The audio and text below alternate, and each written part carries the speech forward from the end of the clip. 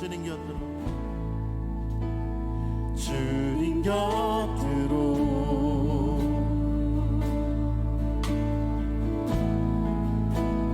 날 이끄소서.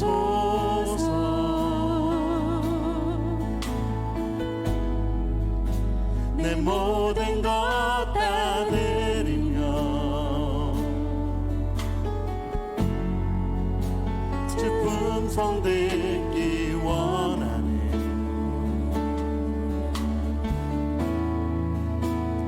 나의 참 소망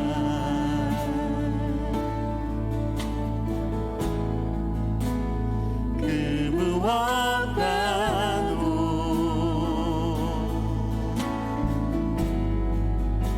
바꿀 수 없는 주 사랑, 그 품 안에 난 주의 길로, 주님의 길로 인도하소서.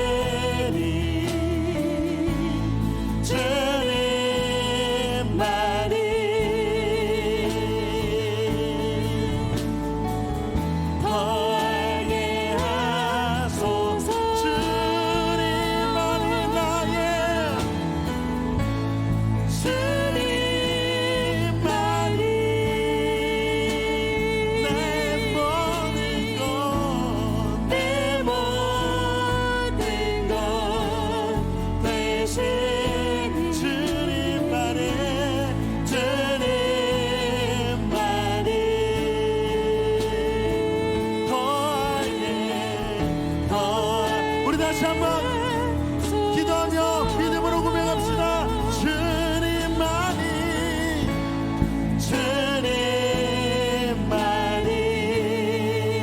오 주님만 안에 내 모든 것 되시니. 아멘.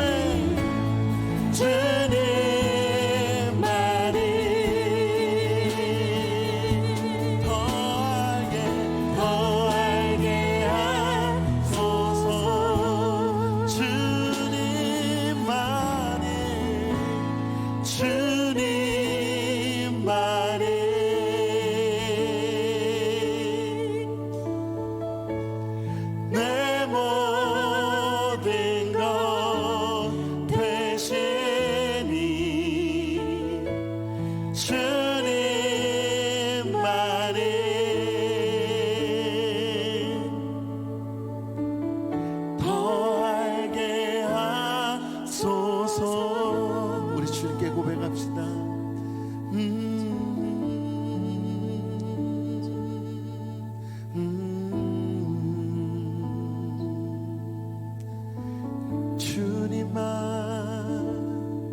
주님만이 나의 모든 것, 주님만이 나의 생명, 주님만이 나의 모든 것, 내 모든 것 되시네. 오 주님, 우리가 주님으로 온전히 살게 하여 주시옵소서. 주님이면 충분합니다. 주님이면 충분합니다. 그 어떠한 고백보다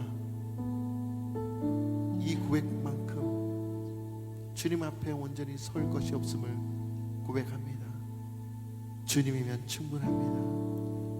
우리 모든 인생이 주님만으로 인해 온전함으로 살게 하여 주시옵소서. 감사드리며 예수님의 이름으로 기도드립니다. 아멘.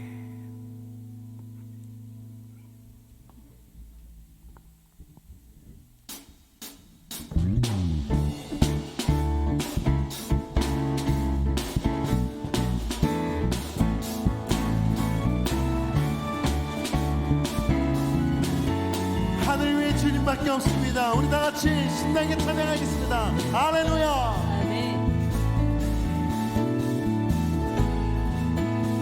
하늘 위에 주님밖에, 하늘 위에 주님밖에 내가 사모할 자 이 세상에 없네. 내 맘과 힘을 믿을 수 없네. 오직 한 가지 그 진리를 믿네. 주는 나의 힘이요, 주는 나의 힘이요, 주는 나의 힘이요. 영원히 주를 의지하리. 주는 나의 힘이요, 주는 나의 힘이요, 주는 나의 힘이요. 영원히 주를 의지하리. 영원히. 우리 다시 한번 고백합시다. 하늘 위에 주님, 하늘 위에 주님밖에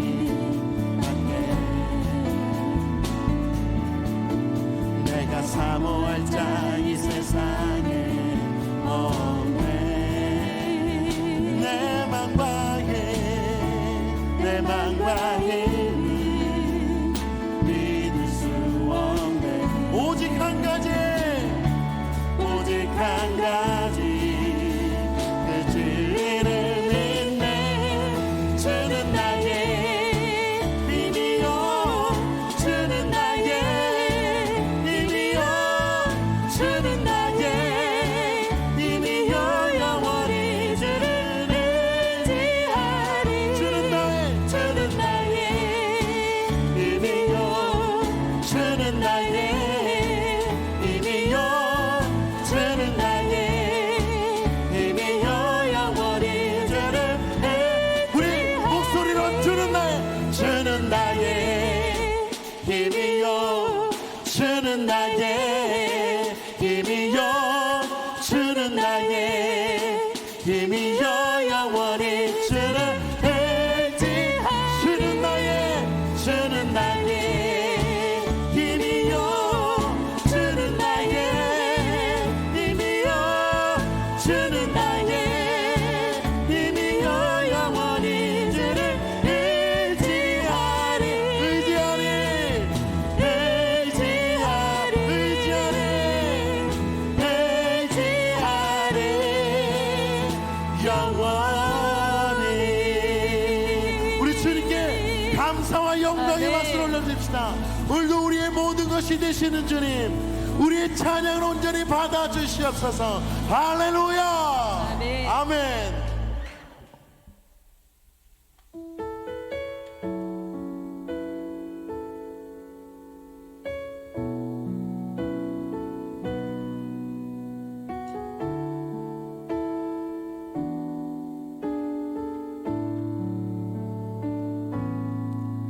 주께 가까이 날 이끄소서. 간절히 주님만을 원합니다. 채워주소서. 주의 사랑을 진정한 찬양 드릴 수 있도록 주께 가까이, 주께 가까이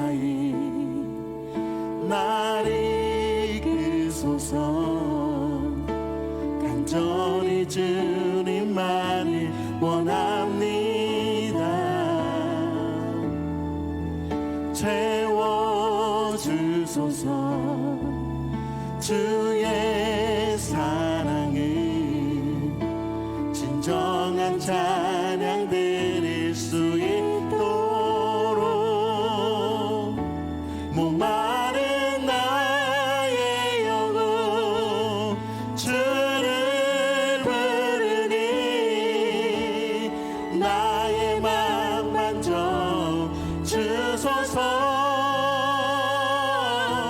주님만을 원합니다. 더 원합니다. 나의 맘 만져 주소서. 아멘.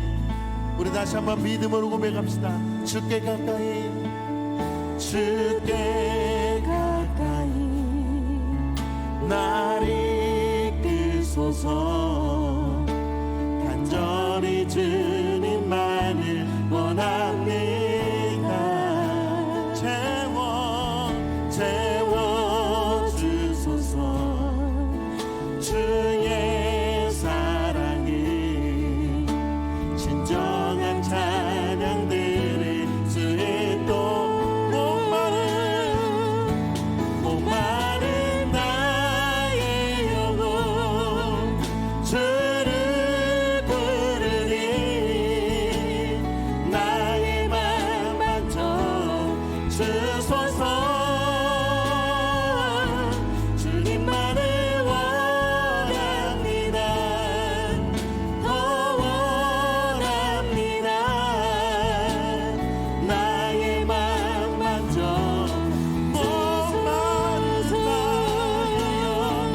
목마른 나의 영혼 주를 부르리.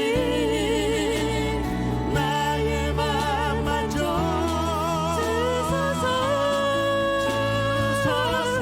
주님만을 원합니다. 더 원합니다. 나의 맘. 우리 다시 한번 믿음으로 고백합시다. 목마른 나의 목마른 나의 영혼 주를 부르니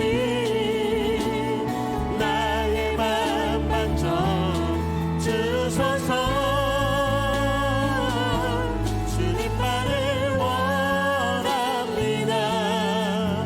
더 원합니다. 나의 맘. 우리 다 같이 기도합시다. 주님만 원합니다. 주여.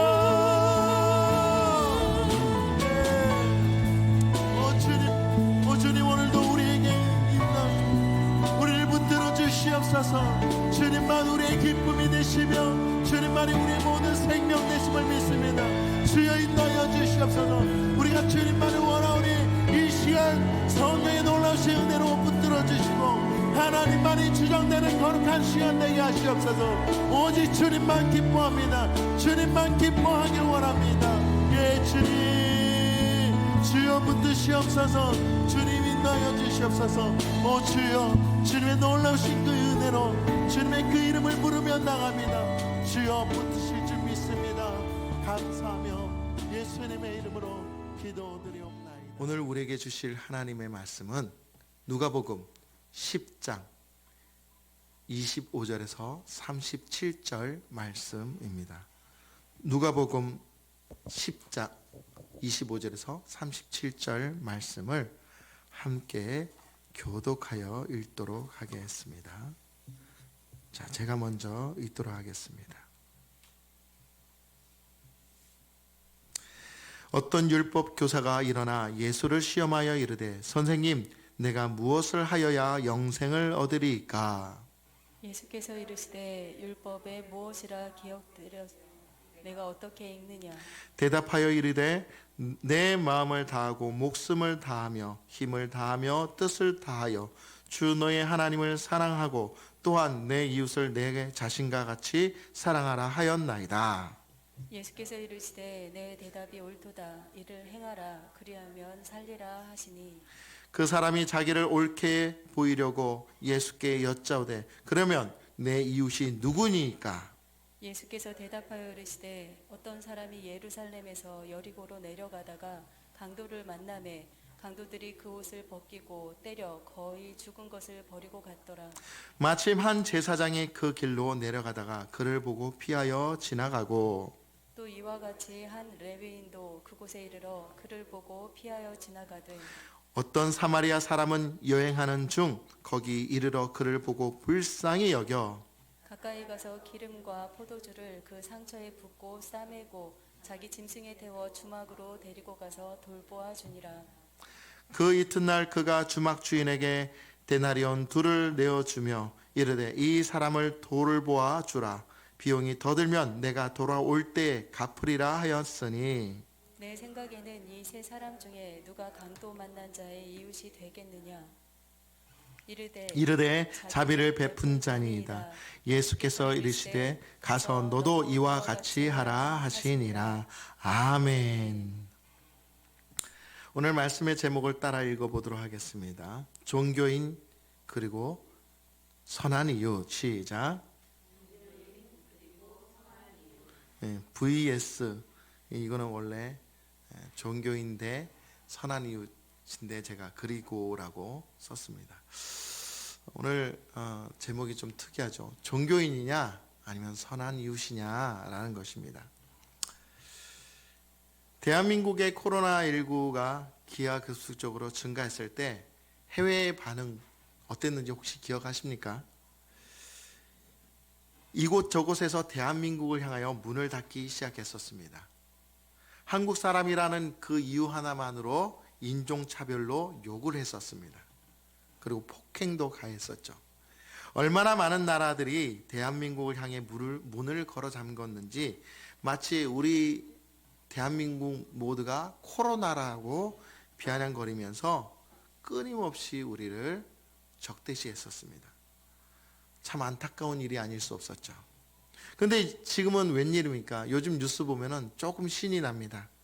대한민국이 코로나를 잘 이겨가고 있다라는 그 소식에 우리나라가 지금 행하고 있는 드라이브스루를 그들도 받아들이고 우리의 이 코로나를 이겨내고 있는 이 모든 것들을 그대로 받아들이겠다라고 하고 있다는 것입니다.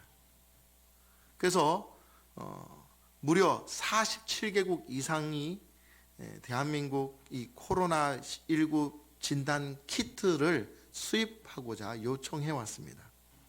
트럼프도 직접 전화를 했었죠. 우리는 이것을 뭐라 그럽니까? 전화위복이라고 합니다. 그러나 이런 상황에서 우리는 마냥 좋아할 수는 없습니다. 왜냐하면 우리는 늘 겸손함 가운데 있어야 하기 때문입니다. 지금 병이 다 난다고 해서 다 나아진 것이 아니죠. 아직도 남아있습니다. 아직도 조심해야 되고 우리가 자칫 잘못하면 다시금 이 수치가 올라갈 수 있다는 거예요. 빨리 종식되도록 우리는 끝까지 최선을 다해야 할 것 같습니다. 그리고 우리는 우리나라 속사정을 돌아보아야 합니다. 왜냐하면 지금은 드러나고 있지는 않지만 표현할 수 없을 만큼 힘든 곳이 너무도 많기 때문이죠. 여러분, 가정들마다 또한 소상공인들마다 어려움을 겪고 있고 그들의 경제 때문에 지금 나라에서 돈을 풀 정도이기까지 합니다. 얼마나 어렵습니까? 그리고 더 중요한 것은 우리만 알고 있는 사실이지만 한국교회에 큰 위기가 찾아왔다는 것이죠. 한국교회를 향한 좋지 않은 소리를 들릴 때마다 마음이 얼마나 씁쓸한지 몰라요. 이럴 때일수록 한국교회는 다시 우리의 모든 것을 점검하고 우리의 신앙을 재정비해야 할 때라고 생각합니다. 저는 빨리 이 코로나 사태가 지나갔으면 좋겠습니다. 그래서 교회와 목회자들 그리고 모든 기독교인들이 서로 복음으로 다시 회복되기를 간절히 소망합니다. 우리 여기에 계신 모든 분들도 다시금 하나님의 말씀과 복음으로 회복되시기를 예수님의 이름으로 간절히 축원합니다. 그런데 이번에 하나님께 기도하면서 하나님께서 저에게 주신 마음이 있는데 그것이 무엇이었냐면 우리가 벗어야 할 옷이 있다라는 것을 알려주셨어요. 하나님, 우리가 무슨 옷을 벗어야 됩니까? 물론 우리의 죄악과 우리의 잘못된 인식들 너무나 많죠. 근데 그냥 겉옷만 벗는다고 깨끗한 사람이 아니에요. 완전히 속옷까지 갈아입어야 깨끗한 사람이 되는 거죠. 근데 우리 이 근본적인 잘못된 그 옷이 무엇인가 기도하면서 깨달은 것은 무엇이냐면 그것이 바로 종교의 옷이라는 거예요. 종교의 옷. 우리 안에 그 밑바탕에 종교적인 요소가 있고 하나님을 온전히 섬기는 것이 아니라 그냥 의식적이고 그냥 우리의 행위에만 있다라는 것이에요. 그런 기복적인 종교가 우리를 계속 하나님과 가까워지게 하기보다는 우리 스스로가 더 높아지고 있다는 것을 깨닫게 됩니다. 예수님께서 공생애를 시작하셨을 때에 성전 앞에 장사하는 사람들을 채찍질하며 모든 물건을 엎으신 이유가 무엇입니까? 그들이 하나님께 진심으로 대하는 것이 아니라 종교적으로 타락했기 때문에 그랬던 거예요. 그래서 예수님은 성전 앞에 그 장사치들, 잘못된 종교적인 요소들을 다 엎어버리신 것입니다. 여러분, 진정한 예배가 무엇입니까? 너무도 잘 알죠. 너무도 많이 설교했고 많이 들었죠. 우리가 하나님과의 아름다운 만남, 그리고 오직 그분만을 높이며 그분만을 자랑하는 것이라고 했습니다. 그런데 실제적 우리의 삶 속에 하나님을 높이며 하나님을 자랑하며 하나님과 함께 동행하는 삶을 살고 있느냐는 것이죠. 특히 이 코로나 이 사태 때 말입니다. 계속 우리는 걱정합니다. 그리고 계속 우리는 나태함 가운데 빠져들고 있습니다. 안타까운 것은 하나님을 만나는 것보다 그들의 행위적인 그리고 의식에 더 치중하고 있다는 거예요. 자기 자신과 자기의 안위와 행복을 기원하고 있다는 거예요. 여러분, 중심의 대상이 하나님이 아니라 자기라는 사실을 깨닫지 못하고 있어요. 여러분 잘 생각해 보세요. 여러분들 신앙이 종교적입니까? 진짜 그리스도인의 삶으로 지금 서고 있습니까? 다시 이야기하면 여러분의 신앙의 중심이 여러분 자신입니까? 여러분의 자신을 위해서 기도하고 여러분의 자신들을 위해서, 가정들을 위해서만 하나님께 구하고 있습니까? 아니면 하나님의 나라와 하나님의 복음을 위해서 내가 죽기를 각오하며 달려가고 있느냐라는 것을 묻고 있는 것입니다. 여러분, 그러지 못한다면 우리는 여전히 종교 행위에 허영심이 가득하다라는 것을 깨달으셔야 돼요. 마귀는 계속 우리를 시험하고 있습니다. 마귀가 예수님을 시험할 때 어떤 줄 아십니까? 누가복음 4장 9절 말씀을 보시면 이렇게 말하고 있습니다. 또 이끌고 예루살렘으로 가서 성전 꼭대기에 세우고 이르되 내가 만일 하나님의 아들이거든 여기서 뛰어내리라. 여러분 이 말씀을 잘 보세요. 이 말씀을 보니까 뭐라 그러냐면 네가 하나님의 아들이거든. 하나님의 아들이거든. 맞죠? 예수님이 하나님의 아들 맞습니다. 근데 마귀가 여기서 예수님을 시험하고자 하는 그 뜻은 뭐냐면 네가 하나님의 아들이거든. 네가 얼마나 대단한 사람이고 네가 얼마나 가치 있는 사람이고 능력 있는 사람인지를 세상에 보이라. 여러분, 우리가 드러낼 것은 예수님밖에 없습니다. 예수님의 십자가밖에 없습니다. 아멘. 근데 우리는 지금 마귀에게 속고 있는 거예요. 우리가 얼마나 대단한 사람인지, 얼마나 위대한 사람인지를 세상에 알려라는 거예요. 마귀는요, 계속 우리의 의를 드러내게 하고 있어요. 모든 관계에서 하나님을 배제해버리고 있어요.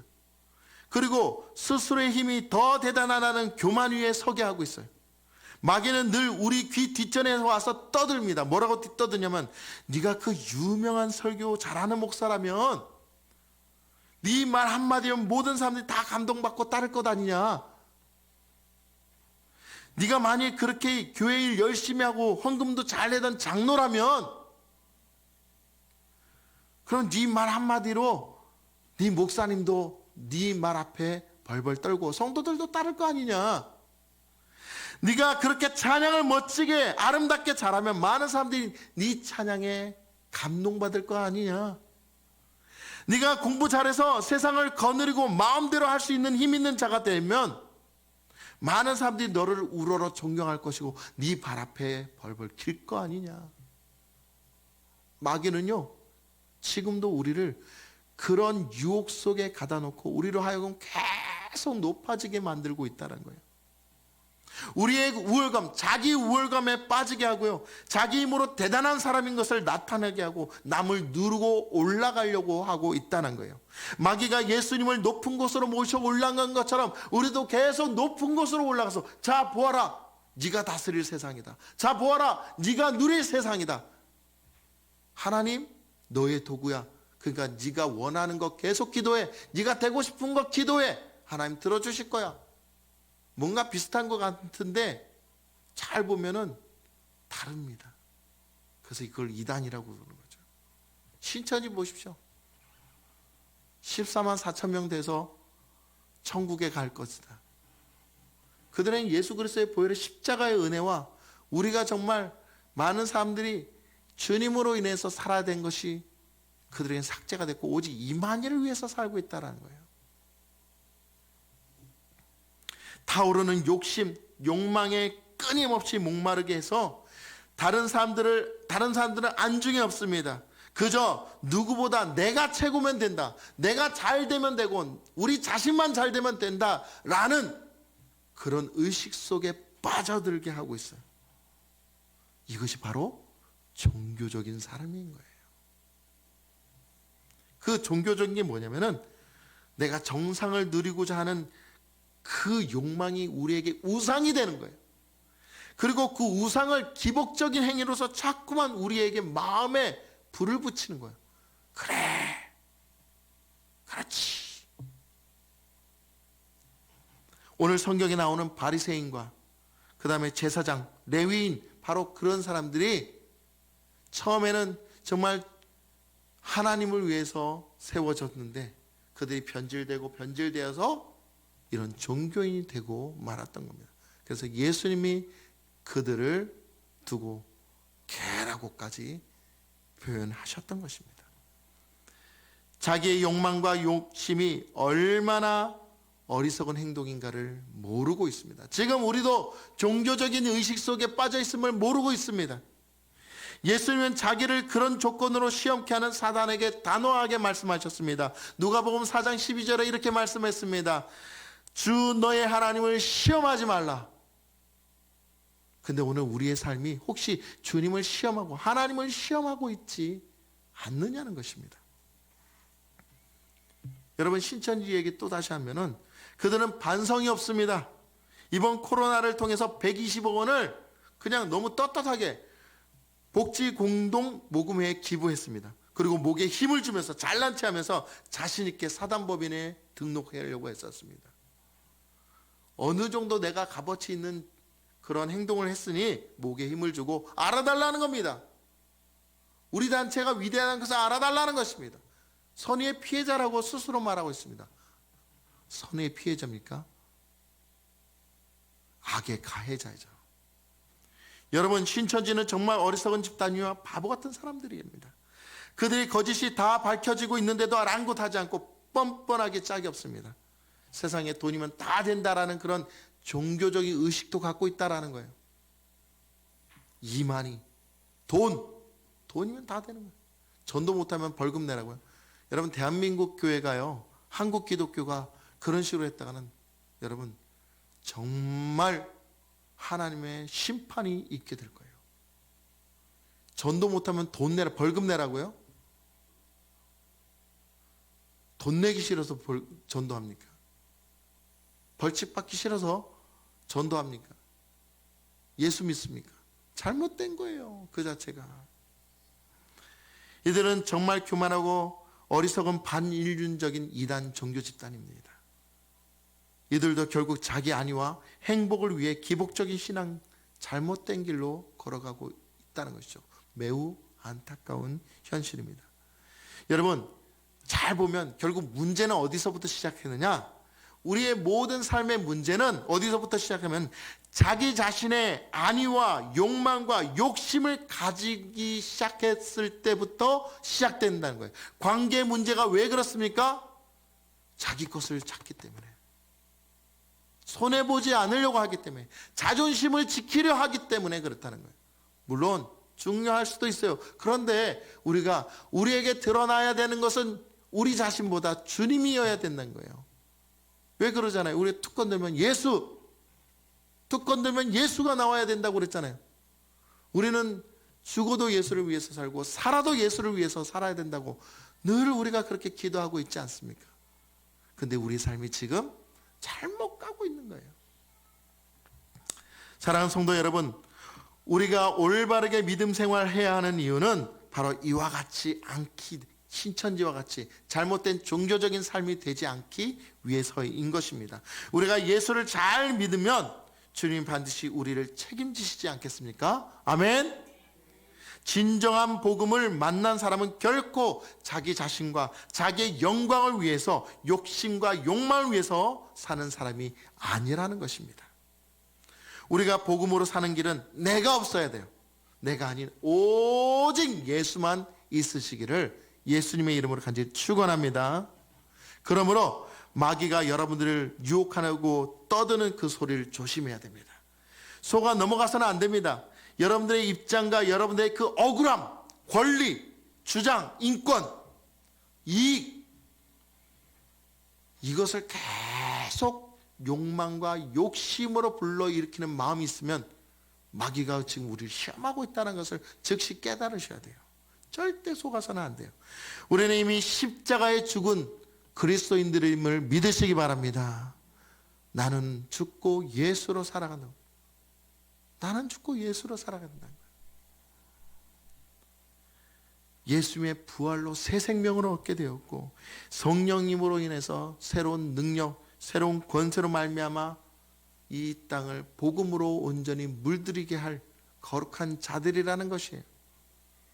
아직도 자기를 나타내려고 하는 종교적인 그런 삶이 있으면 빨리 그 옷을 벗어야 됩니다.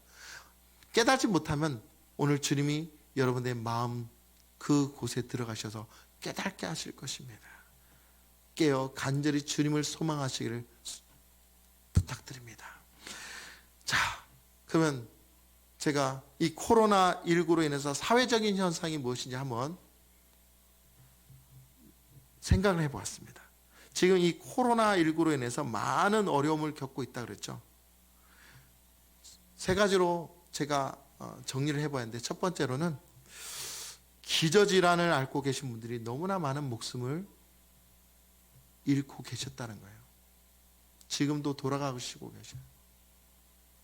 이 전염병이 얼마나 무서운지를 다시 한번 깨닫습니다. 전염병이 세계를 완전히 꽁꽁 묶어버렸잖아요. 전 세계적으로 지금 완전 난립니다. 미국이 지금 1등이 됐죠. 그리고 두 번째로는 확진 판정을 받은 사람들이, 그들이요 지금 병에 걸린 것도 억울한데 사람들로부터 외면을 당하고 있고요, 인격적으로 무시를 당하고 있다는 거예요. 지금 코로나에 걸린 사람은 사람도 아니에요. 그리고 세 번째로는 교회를 향한 시선도 그리 좋지 않아요.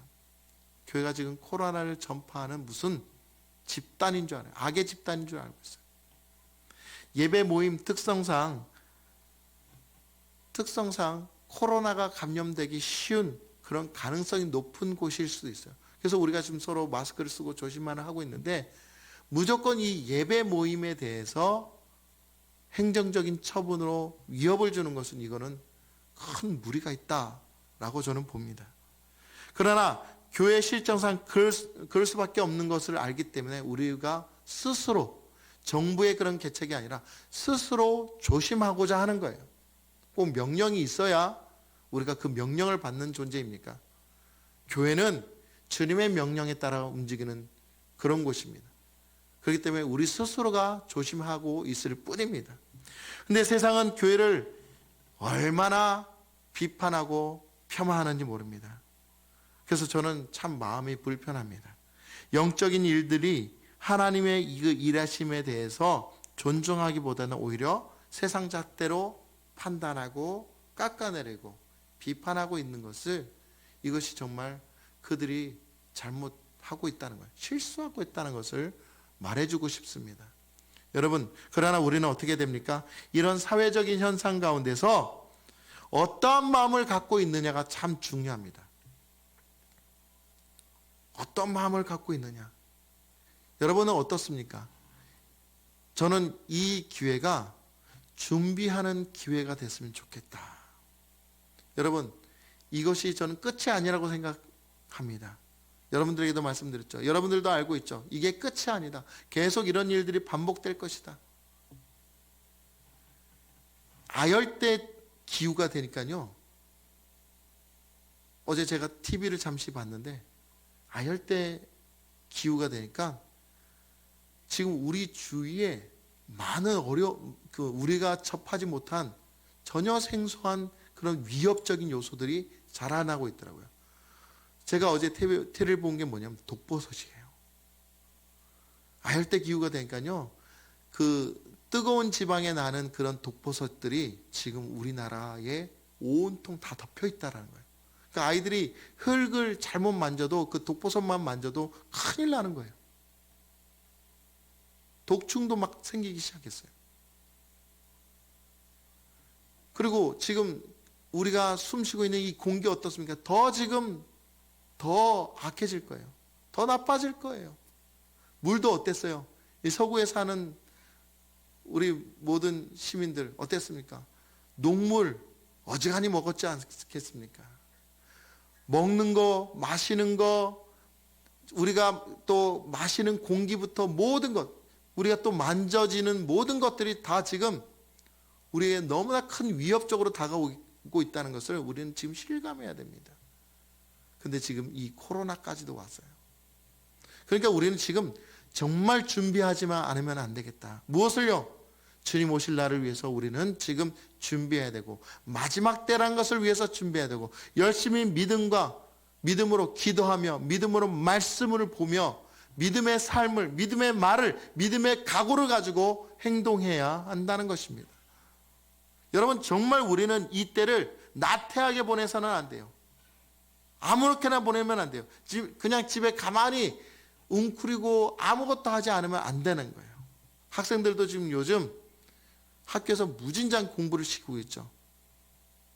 어른들도 그냥 집에만 있는 것이 아니라 자기를 위해서 열심히 칼을 갈고 있는 것 같아요. 근데 우리 기독교인들은 어떻게 됩니까? 더 믿음으로 나가야 될 때라는 것이에요. 여러분, 확진 받은 사람들이요.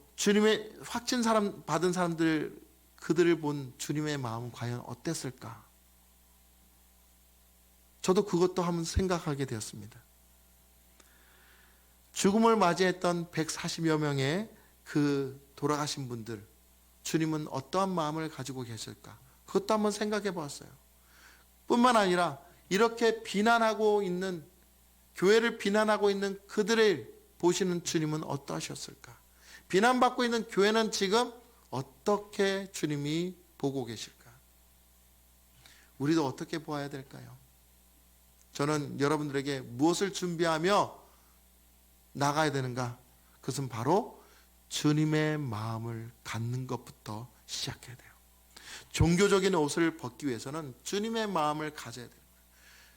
헛된 허영심에 가득 차기보다는 주님의 마음을 가지고 주님의 눈을 가지고 주님의 그 눈물을 흘리며 이 땅에 벌어지고 있는 그 모든 것들을 주님의 마음을 가지고 바라보며 생각하고 기도해야 된다는 거예요.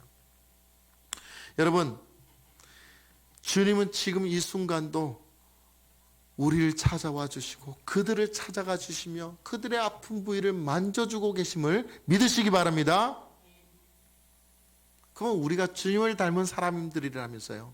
우리도 어떻게 됩니까? 우리도 그들을 위해서 기도해야 됩니다. 그들에게 찾아가지는 못하지만 찾아갈 준비를 해야 돼요. 그들에게 소식을 전하고 연락을 취해서 그들의 안위를 물어볼 수 있어야 돼요. 그리고 도울 수 있어야 되는 거예요. 사실 주님은 이 어려움을 당하는 모든 이들에게 잠시도 가만히 계시지 않으실 겁니다. 병든 자 치료하시길 원하시고 또한 어둠에 몰려있는 자 밝은 빛을 주셔서 그들로 깨어나게 하실 거라고요. 주님은 지금도 일하십니다. 근데 우리는 지금 무엇하고 있습니까? 가만히 웅크리고만 있었으면 안 됩니다. 주님과 같이 일을 해야 됩니다. 우리가 잘 살기 위해서 일을 하는 것이 아니라 그것도 해야 되겠지만 그보다 더 우선되는 것은 주님의 일을 지금 해야 될 때라는 것을 여러분들에게 말씀드리고자 합니다. 여러분, 주님은 한시라도 급합니다. 한 생명이라도 급합니다. 한 어둠도 빨리 빛을 주어서 그것을 밝게 하고 싶으신 거예요. 근데요, 정작 하나님이 쓰실 사람들을 찾는데 네, 제가 여기 있습니다. 제가 주님의 일을 하겠습니다 라고 나서는 사람이 한 명도 없는 거예요. 얼마나 답답하겠습니까? 지금 복음을 위해서 생명을 위해 달려갈 사람을 찾고 있는데 한 사람도 주님 내가 여기 있습니다 라고 달려오는 사람이 없다면 얼마나 주님이 마음이 아프시겠냐는 거예요. 저는 이때에 준비된 마음을 가져야 되는 건 종교적인 의식을 벗고 정말 주님께 달려나고자 하는 열정적인 믿음이 필요한 것입니다. 여러분, 주님의 부르심에 응답하시기를 간절히 소망합니다. 여러분, 빨리 종교적인 의식을 버리고 나만을 위한, 여러분들을 위한 그런 옷을 빨리 벗으세요. 주님 지금 하루 빨리, 1시간 빨리, 1분 1초를 아끼면서 지금 어려워하고 힘든 자들을 위해서 찾아가 주시며 그분들을 위해서 일하고 계시는 거예요. 저는 요즘 참 아름다운 소식들을 들었어요. 여러분들도 알 겁니다. 초등학생이요, 손편지와 마스크 몇 장을 챙겨가지고 경찰서에 갔습니다. 그리고 그 손편지에 뭐라 썼냐면 위험한 곳에 고생하는 분들을 위해서 써달라고. 그가 가진 그 마스크가 몇 장, 얼마나 된다고 몇 사람이나 나눠줄 수 있겠습니까? 그리고 한 남성이 당신의 모친 장례식을 치르게 됐는데 그 장례식 비용을 그대로 기부했다고 합니다. 그리고 한 아버지와 아들이요, 마스크 40개를 담긴 종이 가방을 놓고 도망갔대요. 그건 도망간 게 아니죠. 아름다운 일을 하신 거죠. 그리고 더 마음이 찐한 것은 3급 장애인이 회사에서 받은 마스크를 조금 나누려고 한다고 몇 장 안 되는 것을 가지고 종이백에 담아서 경찰서에다가 주고 갔다랍니다. 자기도 쓰고 자기도 열악한 환경에 자기 쓰기도 힘든데 그것마저도 나누기 위해서 지금 주님께서 하시는 그 일을 행하고 있는 아름다운 천사들이 많다는 거예요. 그러면 우리는 지금 어떻습니까? 어떤 마음을 가지고 계시며 어떻게 주님의 일을 행하고 있느냐는 것입니다. 어제 뉴스에 그러더라고요. 헌혈, 지금 피가 너무나 모자라가지고 위급한 사람들에게 헌혈할 피가 없대요. 건강하신 분들, 이 방송을 보고 계신 분들 중에 건강하신 분들은 우리가 자처해서 헌혈하셨으면 좋겠어요. 정말 필요합니다. 여러분, 이런 일들이 많으면 많을수록 주님은 기뻐하시고 하나님의 놀라운 은혜가 임하게 될 줄 믿습니다. 정말 마음이 훈훈해지고 기쁜 감동을 느낄 수밖에 없을 겁니다. 이 어려운 시대에 자기 쓰기도 부족한 마스크와 소정의 금액을 가지고 더 어려운 사람에게 써달라고 하는 이 헌신들, 지금 우리도 닮아야 되지 않겠습니까? 오히려 이들이 사회적으로 약자이고 형편이 좋지 못한 사람들입니다. 근데 지금 우리는 어떻습니까? 먹고 살만하잖아요. 아직까지는 가진 것이 많잖아요. 우리 제발 우리 안에 가난의 영들로 인해서 조금 없는 것에 두려워하지 맙시다. 가난의 영이 우리를 지배하지 못하게 합시다. 나누면 더 커집니다. 나눌수록 더 놀라운 은혜가 부어지게 되어 있습니다. 여러분, 진정한 사마리아인, 진정한 선한 이웃이 누구인가? 어떠한 사람이든 어떤 종교를 가지고 있든 어떤 병을 가지고 있든 어떤 형편을 가지고 있든 상관없습니다. 오직 아버지의 마음, 주님의 마음을 가지고 그를 불쌍히 여기는 마음을 가지고 생명을 살리겠다는 것으로 헌신하는 것, 지금 우리가 필요한 마음이라는 거예요. 필요한 자세라는 거예요. 사랑하는 성도 여러분, 저는 우리 모두가 말씀으로 벗겨지지 못했던 종교인의 그 옷을 벗고 이제 하나님의 그 헌신된 십자가를 지고 나아가 그들을 도울 수 있고 세상의 빛과 소금이 되는 하나님의 귀한 백성들 되기를 예수님의 이름으로 간절히 축원합니다. 오늘 말씀 본문을 보니까 율법 교사가 나오는데요. 이 율법 교사는 어떤 사람들입니까? 율법에 능통하고 율법대로 사는 바리새인들을 말하는 것입니다. 예수님께서 나와 영생에 대해서 물었다고 합니다. 25절 말씀을 보니까요. 선생님, 내가 무엇을 하여야 영생을 얻으리까? 그들은요, 자기 나름대로 영생 얻는 법을 알아요. 그게 뭐였냐면 율법 잘 지키면 된다는 거예요.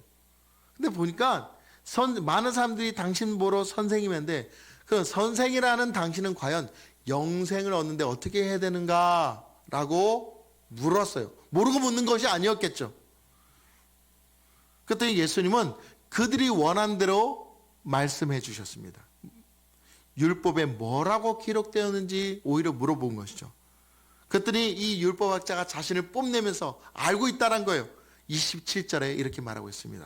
내 마음을 다하며 목숨을 다하며 힘을 다하며 뜻을 다하여 주 너의 하나님을 사랑하고 또한 내 이웃을 내 자신과 같이 사랑하라 하셨나이다. 보세요. 이 말씀 뭐라 그랬습니까? 목숨을 다하고 마음을 다하고 목숨을 다하고 힘을 다해서 하나님을 사랑하고 이웃을 사랑하라 그랬어요. 어떻게요? 네 몸과 같이, 네 자신과 같이. 이들이 너무나 잘하는 대답이에요. 스스로가 대견해갖고 주님이 칭찬해 주리라고 막 이렇게 기대하고 있었어요. 그랬더니 28절에 주님이 뭐라 그랬냐면 내 대답이 옳도다. 이를 행하라. 그리하면 살리라. 근데요, 은근히 맞는 얘기인데 자존심이 사는 거예요. 왜냐면 이거 지금 우리가 다른 사람들에게 가르치고 있는데 왜 우리가 저 사람에게 가르침을 받아야 되지? 제가요, 목사가 되면서 이 설교단에서 여러분 믿음대로 사시기 바랍니다. 근데요, 어느 날 저도 공부할 때가 있잖아요. 그때 어떤 성도가 와서 목사님 믿음으로 사십시오. 목사님 믿음으로 사십시오. 그랬더니 옆에 있는 분이 무슨 소리 하는 거야? 목사님인데 그런 소리를 해. 그때 그분이 정답을 얘기해요. 아니 목사님은 사람 아닌가? 그렇습니다. 사람입니다. 저희들도 믿음으로 살아야 됩니다. 믿음으로 살지 못할 때가 있다라는 것이죠. 목사라고 다 믿음으로 사는 게 아닙니다. 근데 이 바리새인들은 늘 사람들 앞에서 믿음으로 사는 척, 아주 말씀대로 사는 척 그러고 살고 있다는 거예요. 이게 얼마나 위선된지 모르는 거예요. 진짜 믿음으로 사는 것이 아니라 그런 척, 하나님을 사랑하고 내 이웃을 사랑하는데 이웃을 사랑하기보다는 자기 잘난 멋대로 사람들에게 뽐내며 살고 있는 그 모습을 본 예수님께서 야, 네가 그렇게 얘기했으면 그대로 살아. 그러면 살 거야. 여러분, 누가 누구를 가르쳐? 그게 아니에요. 우리 모두는 목사뿐만 아니라 정말 어느 누구도 믿음으로 살아야 됩니다. 하나님을 사랑하고 이웃을 내 몸과 같이 사랑하며 살아야 됩니다. 언제까지요? 영원토록. 이 율법사가요, 자존심이 상하고 말았어요. 너무도 잘하는 이 율법을 왜 우리가 이 사람에게 허무함을 느낍니다. 칭찬받을 줄 알았는데. 그래서 이 율법사가 자존심이 있었고 29절에 이렇게 묻습니다. 그러면 내 이웃이 누굽니까? 이웃이 얼마나 많아요. 꼭 내가 함께 즐겁게 지내는 사람만 이웃입니까? 내 옆집에 살아야 이웃입니까? 이 장면은 자기를 옳게 보이려고 이웃을 지금 누구냐고 오히려 예수님께 다시 한번 반문합니다. 여러분, 이 말에 예수님은 정곡을 찌르십니다.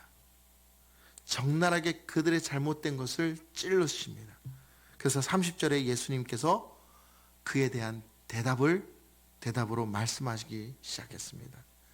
31절 32절에 뭐라고 얘기하면은 그 전에 예루살렘에서 여리고 내려가는 길에 한 사람이 강도를 만나 옷을 빼앗기고 매를 맞아서 거의 죽어가고 있을 때에 31절 32절 이렇게 말합니다. 마침 한 제사장이 그 길로 내려가다가 그를 보고 피하여 지나가고 또 이와 같이 한 레위인도 그곳에 이르러 그를 보고 피하여 지나가되. 여러분, 여기서 나오는 제사장과 레위인은 사람들부터 존경받는 사람이에요. 하나님 뜻대로 살고자 한다는, 그래도 내놓으라는 사람들입니다. 그 속은 어떤지 모르지만. 근데 그 속이 여기 다 드러났어요. 여기서 두드러진 이 노란색 글씨 뭡니까? 강도 만난 사람을 보고 그들 도운 것이 아니라 피하여 지나가고. 피하여 지나가고. 여러분, 그들이 이 강도 만난 사람은 못 본 것이 아닐 거예요. 분명히 봤을 거예요. 근데 못 본 척하고 지나가더라는 거예요. 그리고 좀 후에 33절에 뭐라고 그러냐면은 한 선한 사마리아인이 지나갑니다. 자, 33절 읽어보면 어떤 선한 사마리아 사람은 여행하는 중 거기 이르러 그를 보고 불쌍히 여겨. 여러분, 이 세 종류의 사람은 분명히 강도 만난 사람, 쓰러진 사람을 보았습니다. 근데 이상하게 서로 다르게 행동했다. 두 사람은 피하여 지나갔고 한 사람은 여기 이 33절에 나온 것처럼 그를 보고 불쌍히 여겼다라는 거예요. 누가 보더라도 우리가 옹호해주고 존경해야 될 대상은 제사장과 레위인일 거예요. 근데 실제적인 행동을 보니까 누구를 존경해줘야 되냐? 개처럼 여기는 선한 사마리아인인 거예요. 이때 사마리아는요, 유대인들을 얼마나 무시했는지 몰라요. 근데 행동을 보니까요, 존경받을 만한 짓을 한 사람은 레위인과 제사장이 아니라 선한 사마리아인이었다. 여러분, 행동의 목적은 율법에 걸리지 않아야 되는 것들이 이들의 목적인 것 같아요. 왜 그러냐면은 제사장과 레위인의 이 율법 가운데 피를 흘린 자를 만지면 부정한다라는 그런 법이 있었어요. 그러니까 그가 지금 죽어가는데 그를 돕겠다라는 생각보다는 무슨 생각이냐면 내가 저 피를 만지면 부정한 사람이야. 근데 부정하면 안 되지. 내가 깨끗해야 되지. 내가 지금 많은 사람들 앞에 서야 되고 내가 지금 다른 사람들에게 존경받아야지. 나 피 만지기 싫어. 나 도망갈래. 와, 세상이 왜 교회를 욕하는 줄 아십니까? 왜 기독교를 욕하는 줄 아십니까? 자기만 잘났다 이거예요. 사실 그게 아니에요. 우리는 십자가의 사랑으로 날마다 죽노라 예수로 살아가는 사람들 아닙니까? 근데 얼마나 기독교인들이 잘난 체 했는지 지금 결과가 나오는 거예요. 사마리아 사람들이 율법을 모르겠습니까? 알 거예요. 근데 중요한 것은 율법보다 더 중요한 건 지금 쓰러져 피 흘리며 죽어가는 사람이 더 중요했던 거예요. 주님께도 마찬가지예요. 주님께도 지금 죽어가는 사람이 더 중요하신 거고, 쓰러져서 힘들어서 마음 아파하고 지금 인생을 포기할까 말까라고 지금 결정하고 있는 그 사람이 더 중요하지 않겠습니까? 그래서 그 사람에게 복음을 증거하고 그가 다시금 생명을 살게 하기 위해서 지금 그들에게 복음을 증거하고 생명을 전할 자를 지금 찾고 계신데 아무도 없는 거예요. 그리고 찾으려니까 누구만 있느냐? 자기 잘난 모습에 살고 있는 종교인들만 있다라는 거예요. 예수 믿는다는데 진짜 예수 믿는 것이 아니라, 교회 다닌다고 해서 정말 하나님 뜻대로 사는 것이 아니라 자기만 잘났다고 자기를 위해서 기도하고 자기 모든 것을 복 달라고 기도하는 사람들밖에 없다라는 거예요. 정말 쓸 사람이 없다라는 거예요. 의사는 많은데 저 대구에 내려가는 사람은 너무나 적다라는 거였어요. 지금 우리의 모습이 그러고 있지 않습니까? 이게 바로 종교적인 헛된 모습인 거예요. 그러나 이 선한 사마리아 사람은 어떻겠습니까? 그 법을 알아도 다른 시각을 가졌어요. 강도 만난 사람, 그 생명이 더 중요하기 전에 중요하기 때문에 34절에 이렇게 말하고 있습니다. 34절 말씀 보니까 가까이 가서, 여기서 가까이 갔다라는 거는 그 말씀과 대조, 피하여 지나갔더라 대조되는 말씀이지 않습니까? 가까이 가서 기름과 포도주를 그 상처에 붓고 소독하는 거예요. 소독. 왜냐하면 지금 위생적이지 않고 세균에 감염되지 않게 하기 위해서 소독하는 거예요. 그리고 자기 짐승에 태워 주막으로 데려가서 가서 돌보아 주니라. 여기서 의사가 어디 있습니까? 할 수 있는 것은 기름과 포도주 부어주는 그 일밖에 없었어요. 그리고 그가 이겨내기를, 주막에서 이겨내기를 기다릴 수밖에 없어요. 여러분, 그에게는 유대인의 율법은 없지만 오히려 사랑이 있었습니다. 그에는 누가 이웃인가에 대한 종교적이고 율법적인 해석보다는 지금 피 흘리고 있는 그 생명이 더 소중했던 것이에요. 그가 죽을 거라는 사실에 그 급한 마음으로 살리려고 애를 쓴 거예요. 그렇다면 이 강도 만난 사람에게 진정한 이웃은 누구이십니까? 누구일 겁니까? 누구에게나 존경받을 제사장과 레위인이었습니까? 아니면 하나님의 법도 모르는 개처럼 무시당하는 그런 사마리아인이었습니까? 진정한 이웃은요, 어떤 위상에 올라와 있는 사람이 아니에요. 존경받을 만한 사람이 아니에요. 돈을 많이 가지고 있는 사람이 아니에요. 어떤 위치에 있는 사람이 존경받을 이웃이 아니에요. 지금 진짜 우리의 이웃은 나에게 와서 나를 돕고 있고 나에게 더욱더 친밀함을 갖고 신실한 관계를 갖는 사람이 진짜 이웃 아닙니까? 그렇다면 지금 예수 믿지 않는 사람들에게, 죽어가는 사람들에게 진정한 이웃은 누구여야 하는 것입니까? 우리 모두가 되어야 되지 않겠습니까? 35절에 이렇게 말하고 있습니다. 그 이튿날 그가 주막 주인에게 데나리온 2를 내어주며 이르되 이 사람을 돌보아 주라. 비용이 더 들면 내가 돌아올 때에 갚으리라 하였으니. 여러분 보세요. 주막 주인에게 비용이 더 들면 내가 와서 한 번 고쳐주면 상관이 없지 않습니까? 그냥 지나가면 끝나는 것입니다. 근데 돌아올 때에 만약에 얼마가 들든 내가 그걸 꼭 갚아주겠다. 끝까지 최선을 다해준 거예요. 우리는 한 번 돕는 것으로 끝나는 때가 너무나 많아요.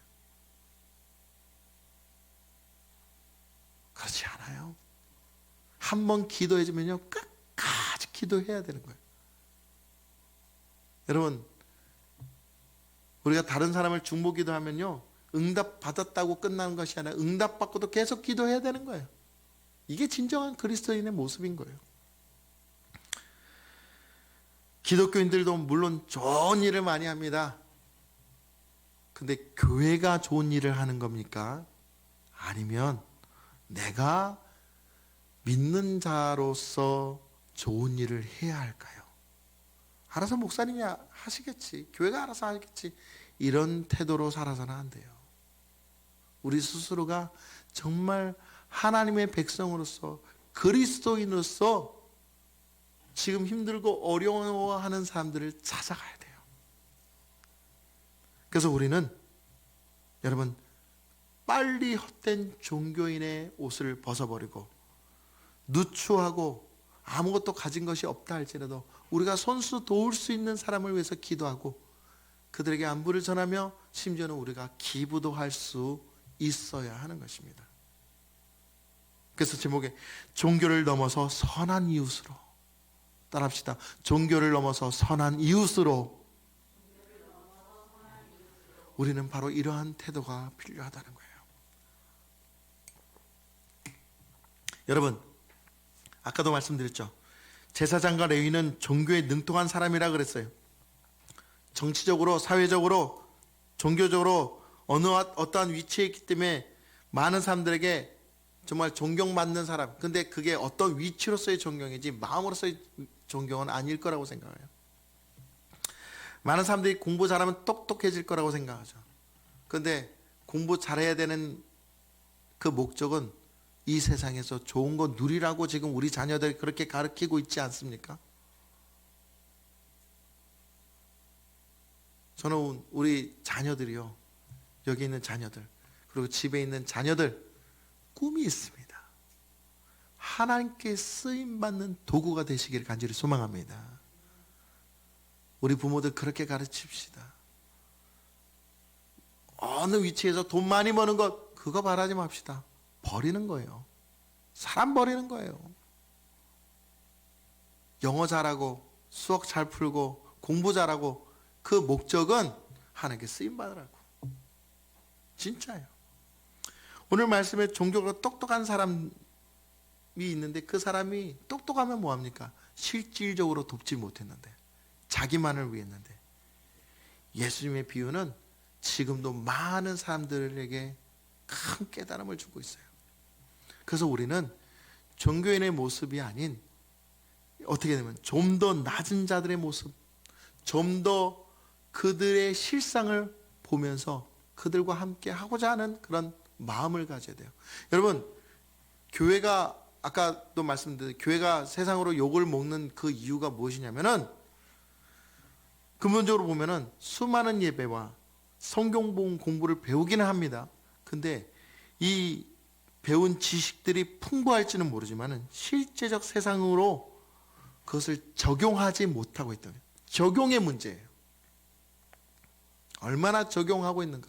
배웠으면 적용해야 되는데 적용을 못하는 거야. 삶으로 풀어내지 못하는 거예요. 많은 정말 듣기 좋은 설교 잘하는 목사님의 그 말씀을 듣고 목사님 설교 너무 잘한다. 근데 그것으로 끝날 때가 너무나 많아요. 막 은혜가 돼서 감동이 돼서 그것으로 끝날 때가 너무나 많아요. 감동되면 뭐합니까? 그때뿐이죠. 설교 잘한다고 칭찬하면 뭐합니까? 그때뿐이죠. 여러분, 설교 잘하는 거 말하지 마십시오. 그 예배가 은혜롭다는 것, 여러분 감동받았다고 내가 깨닫지 못한 것, 그걸 말하지 마세요. 뭘 지금부터 예배 가운데 가져야 되냐면 내가 이제 받은 말씀을 어떻게 적용할까, 어떻게 살 것인가, 어떻게 말씀대로 순종하며 행할 것인가가 더 중요해지시기를 예수님의 이름으로 간절히 축원합니다. 정말 그렇게 사셔야 돼요. 어떻게 적용할까? 적용하셔야 돼요. 여러분, 사실 세상에서 기독교가 욕먹는 그 모든 것 인정하긴 싫지만 교회가 너무나 종교적으로 지금 빠져 있어요. 돈 좋아하고요, 큰 것 좋아하고요, 잘 나가는 것 좋아하고요. 아닙니다. 행동에 적용에 본이 되지 못했기 때문에 욕먹는 거예요. 아무리 좋은 말씀 들으면 뭐합니까? 그대로 행하지 않는데. 여러분, 말씀대로 적용하는 삶은 결코 종교적인 삶을 살 수가 없는 것입니다. 말씀을 적용할 때 십자가의 은혜로 나는 낮아지고 나는 죽고 나는 예수로 살아갈 수밖에 없는 거예요. 이것이 오늘 참된 진리입니다. 여러분, 우리가 세상에 많은 정보를 아는 것이 중요한 것이 아니라 내가 어떻게 말씀 따라 살 것인지 적용하는 것이 더 중요하다는 것 계속 지금 강조하고 있는 것입니다. 그러므로 지금 이 시간부터 우리는 이제 다짐해야 돼요. 37절에 주님이 뭐라고 말씀하셨습니까? 37절 이렇게 말하고 있습니다. 우리 다 같이 한번 읽어볼까요? 시작. 가서 너도 이와 같이 하라. 가서 너도 이와 같이 하라. 주님의 마지막 말씀은 바로 이것이었어요. 자, 들었으면 가서 너도 이와 같이 행하라. 행하라는 거예요. 행하지 않으면 생명이 없다는 거예요. 주님의 말씀이 바로 이거 아닙니까? 여러분, 오늘 이 설교를 듣고 듣는 것에만 그치지 않았으면 좋겠습니다. 듣고 잊어버리지 않으시기를 간절히 소망합니다. 듣고 이제 행하시기를 간절히 소망합니다. 저는 이번에 우리 교회가 임대료가 부족해서 참 어려움을 겪었습니다. 그때 또 하나님이 천사를 보내주셔서 또 임대료를 채울 수 있는 그런 기회가 됐어요. 그래도 모자랍니다. 세상은 교회가 예배를 드려야 되는 게 돈 때문에, 임대료 같기 때문에, 여러분 물론 그건 세상적인 방법이죠. 저는 그렇게 말하고 싶지는 않습니다. 근데 현실적인 부분에서 임대료 가족에 대한 걱정을 하긴 했어요. 근데 돈 때문에 예배드린 게 아니라는 것을 저는 분명히 확신했습니다. 왜냐하면 주님이 채워주고 계시기 때문이죠. 근데 주님이 채우시기 위해서 일할 사람이 필요해요. 헌신된 사람이 필요해요. 그래서 헌신된 천사들을 저에게 보내셨고 그런 교회들을 만나게 하셨어요. 지금도 앞으로도 계속 그럴 겁니다. 자, 그러면 우리가 너희도 가서 행하라 했으니까 우리도 어떻게 됩니까? 우리도 지금부터, 지금 이 시간 이후로부터 어떤 삶을 살아야 됩니까? 행하는 삶. 따라합시다. 행하는 삶. 행하는 삶. 행하는 삶을 살아야 되지 않겠습니까? 제가 그래서 여러분들에게 어려운 부탁을 드리고 싶습니다. 행하는 삶을 살기 위해서 어려운 부탁은 뭐냐면, 사실 광고 때 할까 하다가 제가 이 설교와 더불어 지금 뭐 우리가 공통적으로 또 사회에 기부를 해야 되고 이것도 좋습니다. 근데 저는 먼저 쓰러져 가는 교회를 세우고 싶습니다. 저희도 지금 이렇게 어려울 때에 도움을 받았잖아요. 계속 도움을 받고 있어요. 지금 설교 때 이렇게 공개적으로 말씀드리지만 이범주 목사님, 주만교회 이범주 목사님 또 이번에 또 도우시더라고요. 그 얘기를 한다면 누가 차를 사라고 3천만 원을 줬대요. 근데요, 이분이 그 3천만 원을 노예에 다 나왔대요. 그 기부한 그 성도님이 가서 죄송한데요, 제가 이거 차 산 걸로 여기고 제가 좋은 일에 쓰면 안 되겠습니까? 하고 허락을 받고 이 3천만 원을 모두 다 어려운 교회에 다 풀었다고. 거기에 또 우리도 해당됐어요. 와, 뿐만 아니라 또 다른 교회도 그랬어요. 우리가 어려워서 못 돕습니까? 아니에요. 어려서 못 돕는 게 아니에요. 없으면 하나님 또 채우신 거예요. 없으면 또 채우시고 부족하면 또 채우시는 게 하나님이신 줄 믿습니다. 우리가 지금 이 어려운 시기에 정말 믿음으로 확신한 것 바로 그거예요. 필요에 따라 하나님께서 우리에게 채우신다는 거예요. 그래서 어려운 부탁을 하고 싶은 게 뭐냐면 우리도 돕는 교회가 됐으면 좋겠다. 여러분 잘 알죠? 최광명 목사님, 일산에서 지금 작은 홀, 아주 안방보다 작은 홀에서 지금 목회를 하시는데, 교회가 지금 이사를 하게 됐는데 지하에 곰팡이 냄새가 엄청나게 나고 습기가 엄청 가득한, 지금 인테리어를 하고 다시 세워야 될 그곳으로 이사를 하게 됐는데, 막상 하려니까 공사비가 아무것도 없는 거예요. 감사한 일이죠. 하나님 채우실 줄 믿는데요. 그래서 감동을 받았어요. 나도 이분을 도와야 되겠다. 우리 교회도 도왔으면 좋겠다. 저는 여러분들에게 어려운 부탁을 드리고 싶은 게 뭐냐면, 다음 주에 우리 고난주일에 우리가 내는 이 헌금도 내시면서 조금 더 헌신했으면 좋겠다라는 마음이 뭐냐면, 최광명 목사님을 위한, 그 교회를 위한 특별 헌금을 좀 준비했으면 좋겠다. 이때 우리가 좀 돕자고요. 이때 우리도 정말 선한 이웃, 선한 그리스도인이 됐으면 좋겠다라는 그런 마음을 가지게 됐습니다. 분명 우리가 선한 진정한 이웃이 될 때에 하나님 우리에게 더 큰 복을 허락해 주시는 줄 믿으시기 바랍니다. 아멘. 말씀대로 삽시다. 말씀대로 행합시다. 지금 막연하게 우리가 누구를 도울 수 있는 그런 형편은 아닙니다만은, 없음에도 불구하고 돕고자 하면은 우리보다 더 못한 제 이웃이 있더라고요. 그 교회, 그 목사님을 돕고 싶습니다. 근데 우리 교회가 함께 도왔으면 좋겠다라는 그런 강한 마음을 가지게 됐어요. 여러분, 그러므로 오늘 우리가 말씀을 적용하는 삶, 종교인의 옷을 벗고 날마다 하나님의 말씀을 적용하며 하나님께서 허락하신 좋은 선한 이웃이 되기를 간절히 바라는 우리 모두가 되기를 예수님의 이름으로 간절히 축원합니다. 간절히 축원합니다. 우리 함께 기도하겠습니다. 이 시간 함께 나눌 기도 제목을 보도록 하겠습니다. 기도 제목은, 이 어려운 시기에 아버지의 마음을 품고 세상을 돌아볼 줄 아는 진정한 그리스도인 선한 이웃이 됩시다.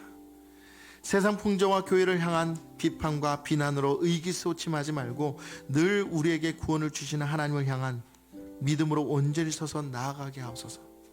늘 기도하고 늘 말씀 보고 늘 하나님과 동행하는 주님의 백성들이 되게 하소서. 사단이 결코 우리를 무너뜨릴 수 없음을 믿고 영적 전쟁에서 승리하는 믿음의 군사 되게 하소서. 우리에게 주실 영광을 포기하지 않게 하소서. 우리 이 시간 하나님께 간절한 마음으로 주님의 이름을 부르며 기도하겠습니다. 주여, 사랑과 은혜가 많으신 하나님 아버지 감사합니다. 오늘 우리에게 주시는 말씀을 우리가 듣고 깨닫고 깊이 행동하며 하나님 또한 행할 수 있는 믿음들이 될 수 있도록 도와주시옵소서. 오늘 아버지의 마음을 품고 종교인의 옷을 벗게 하여 주시옵소서. 우리가 헛됨으로 말미암아 우리 자신만을 구하는 것이 아니라 정말 주님이 원하는 곳을 가게 하시고 주님이 원하는 곳에 우리가 도움의 손길을 펼칠 수 있도록 도와주시옵소서. 진정한 선한 이웃이 되게 하여 주시옵소서. 오 주님, 우리가 주님밖에 없음을 고백합니다. 우리가 예수로 살게 하시며 예수 때문에 삽니다. 그 예수님이 어려운 이들을 돕고 계시며 우리로 하여금 그들에게 나아가 돕게 하시는 줄 믿습니다. 하나님, 우리가 움츠리며 가만히 서 있을 수 없음을 고백합니다. 주여 붙드시옵소서. 주여, 우리가 넌 진정한 주님의 백성들 될 수 있도록 인도하여 주시옵소서. 오 주님,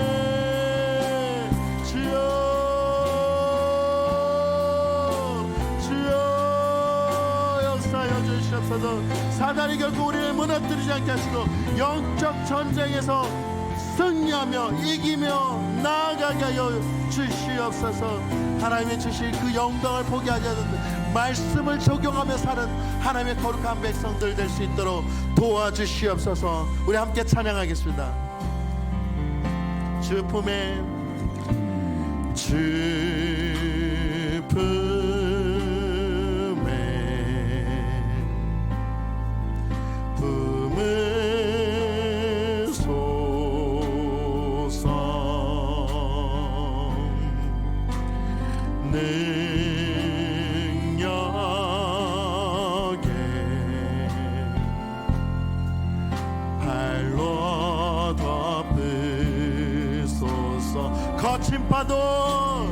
거친 파도 날 향해 와도 주와 함께 날아오르니 폭풍 가운데 나의 영혼 잠잠하게 주를 주님 안에 주님 안에 나 거하리.